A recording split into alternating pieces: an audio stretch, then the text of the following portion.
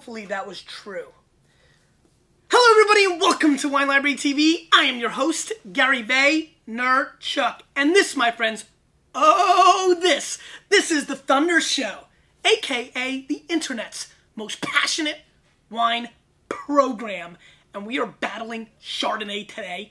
It's a lovely Friday. And more importantly, I wish you guys nothing but happiness and health over this weekend, where the New York Jets will defeat the Buffalo Bills 16-7. So, Chardonnays. Hopefully a lot of you were able to go out and get these wines. And more importantly, I'm really hoping that you're sitting now next to friends and family, girlfriends, boyfriends, husbands, wives, neighbors alike, and devouring these two wines together with me. That makes me feel really awesome. And hopefully I've seen some of you so far on this tour, and hopefully I'll see more of you on this tour. Mott, I'm just, at the end of the day, I want to see people, so I'm going to need you to link up this entire week, even though, you have for the last 3 days, 5 days, and going forward, because I want people, for a little while, because I want peeps to come out and say hello. I want to meet a lot of people and tour in the country, so staying away from Misha and Lizzie, I might as well get some value and hug some Vayniac. So, two wines, really excited about them. Let's pour them out. First, sorry, Mott, got you quick on the draw there. Two really good value Chardonnays with really good press from mainstream critics. So, be interesting to see how they fare. Let's show you the first one, Healdsburg Ranch, 2007 Sonoma County Unoaked Chardonnay. This wine rolls in at 10 bones and is 88-point spectator. Have had no experience with these wines, so I'm dying to see what they bring to the table. And a winery I've had enormous experience with. I remember selling the 94 version of this Mott, so I'm starting to feel a little bit old. This is the Calera Central Coast. Actually, back then it was a higher-end producer. They've come down to earth over the years. Calera Central Coast Chardonnay, 13 bones, 90 Parker, which is a huge score for the most influential wine critic in the world. 10 months in oak barrel, 10% of which are new. So double tens, 10-10 wins, New York City, baby. And so what's really neat, Mott, check this out. They actually rattle off where the fruit comes from. I don't know if you can get in on this right here. Do you see this? I mean, it's going to be hard for people to see exactly what they are, but if you have the bottle in front of you, what I like from them is they break down, the Sheed Vineyard and the Kellner Vineyard and the RFP Vineyard, Sleepy Hollow Vineyard, which is a great, great vineyard. They've got 9% in here. DeRose Vineyard and San Benito. So, really a lot of fun of how Calera breaks that down for you in the back end. 08, 07, not oaked. This is oaked, so a little bit different. I've been doing battles of similar, but these guys have different kind of things going on, and clearly the oaked version has a little bit more color going on.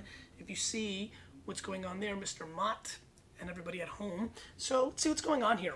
Let's get into the Healdsburg Ranch. Let's give it a sniffy sniff. Pretty nose. I don't know if you guys are seeing this at home. I'm really impressed with the guava that attacks my palate and my nose, actually, right away. A little sugar cane and a little bit of spiciness as well coming through on the nose, which I like. It's actually a pretty strong nose. It smells a little bit like a bakery, which I like quite a bit. Great, great nose right there. Let's give a sniffy sniff to the Calera. A little more aromatically challenged, not giving me as much on the bouquet as the prior wine. I do get a little hint of the oakiness, but very minimal. I'm getting pear, if anything, very much aromatically challenged, and the first couple rounds definitely go to the Healdsburg Ranches because there's a little bit more going on in the nose, and I'm enjoying it. Now, you might like the subtlety of the Calera. It all comes down to your palate and your senses. Let's give this a whirl.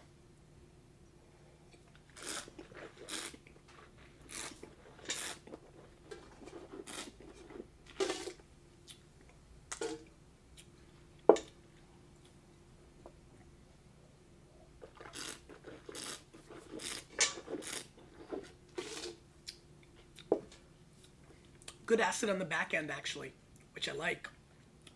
Nice and ripping, actually. Very good acid for a Chardonnay, actually. Good mouthfeel.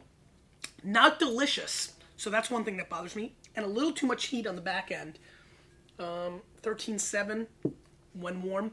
Getting a very distinct Granny Smith and Golden Apple. Red Delicious. Just a variety of apples on the back end of the palate. which I like. A little hint of pear as well. I'm tasting that a little bit more than I expected. It's really starting to open up a little bit on the back end. Just jump back here. This is the Calera now, Central Coast.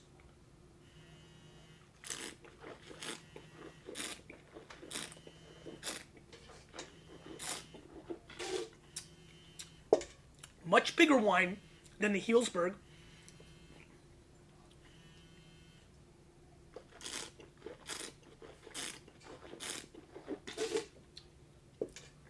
A little buttery, which I like, but not too over the top, which is great.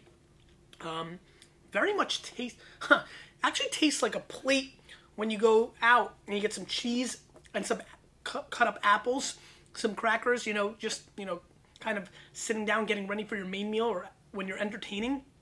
Because I get the apples quite a bit, but then there's also this creaminess that almost makes me think of cheese, believe it or not. Oh, big shout out to Gourmet Library, gourmetlibrary.com. We have to put a wine on. We have to do some cheese and wine. Anyway,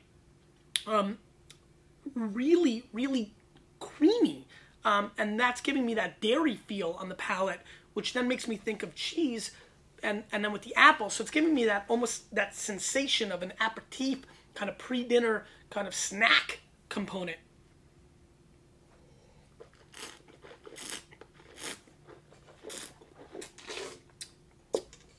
I definitely get the apples in this as well.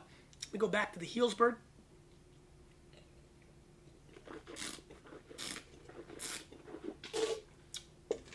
There's clearly a tale of two very different stylistic Chardonnays.